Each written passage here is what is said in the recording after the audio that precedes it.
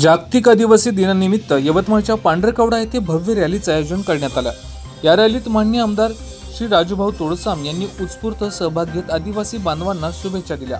आदिवासी समाजाची गौरवशाली गौरवगाथा, समृद्ध परंपरा, संस्कृती आणि अस्मिता यांचं जागर करण्यासाठी आयोजित करण्यात आलेल्या या रॅलीत तालुक्यातील असंख्य आदिवासी बंधू भगिनी मोठ्या उत्साहाने सहभागी झाले।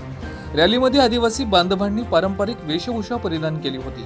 ढोल ताशांचा गजर, पारंपरिक आदिवासी नृत्य आणि उत्साहपूर्ण वातावरणामुळे संपूर्ण पांढरकवडा शहर आदिवासी संस्कृतीच्या रंगात न्हाऊन निघालं।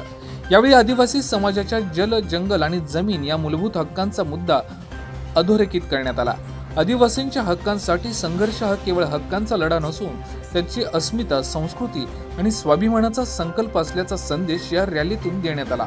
आदिवासी समाजाची संस्कृती, परंपरा जपण्यासोबत त्यांच्या न्याय, हक्कासाठी आणि विकासासाठी सदैव आपल्या सोबत राहण्याचा विश्वास आमदार राजूभाऊ तोडसाम यांनी व्यक्त केला।